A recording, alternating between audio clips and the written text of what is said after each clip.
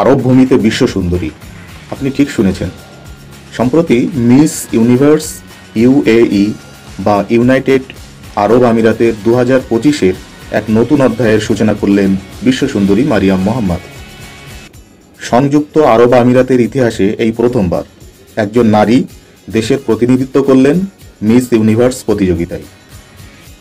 আমিরাতের রাষ্ট্রনেতাদের মতে তিনি শুধু একজন সুন্দরী প্রতিযোগিনী নন, বরং তিনি এক উদীয়মান নারী শক্তির প্রতীক, যিনি প্রমাণ করেছেন যে সৌন্দর্য মানে কেবল চেহারা নয়, বরং আত্মবিশ্বাস, মানসিক শক্তি এবং নেতৃত্বের প্রতিফলন। মারিয়াম মোহাম্মদ আমিরাতেরই একজন সুন্দরী রমণী।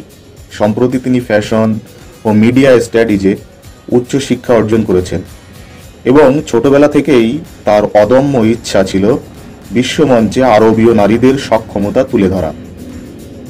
মিস ইউনিভার্স ইউএই 2025 শিরোপা জয়ের পর তিনি বলেছেন, মিস ইউনিভার্স শুধুমাত্র সৌন্দর্যের প্রতিযোগিতা নয়, বরং এটি প্রভাব, সহনশীলতা এবং একজন নারীর সক্ষমতায়নের প্রতীক।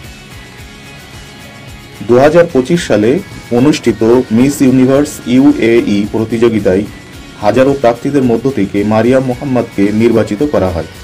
এর মাধ্যমে তিনি সংযুক্ত আরব আমিরাতের প্রথম প্রতিনিধি হিসাবে মিস ইউনিভার্স ওয়ার্ল্ড স্টেজ 2025-এ অংশ নিয়েছেন। এই অর্জন দেশটির নারী অগ্রগতির এক গুরুত্বপূর্ণ মাইল ফলক হিসেবে দেখেছেন বিশিষ্ট ব্যক্তিবর্গ।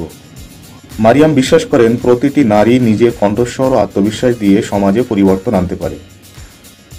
তিনি নারীদের শিক্ষার সুযোগ সুবিধা, মানসিক স্বাস্থ্যের প্রতি সচেতনতা এবং সমাজে সমতা প্রতিষ্ঠার বিষয়ে সক্রিয়ভাবে কাজ করার ইচ্ছা প্রকাশ করেছেন। তিনি বলেছেন, আমি চাই প্রতিটি মেয়ে যেন নিজের ভিতরের আলো চিনে নিতে পারে, কারণ সত্যিকারের সৌন্দর্য সেই আলোতেই লুকিয়ে থাকে। আন্তর্জাতিক মহল তার প্রশংসায় পঞ্চমুখ হয়ে বলেছেন, তার এই অর্জনে সংযুক্ত আরব আমিরাত সহ পুরো আরব বিশ্বে এক ইতিবাচক প্রতিক্রিয়ার জন্ম দিয়েছে।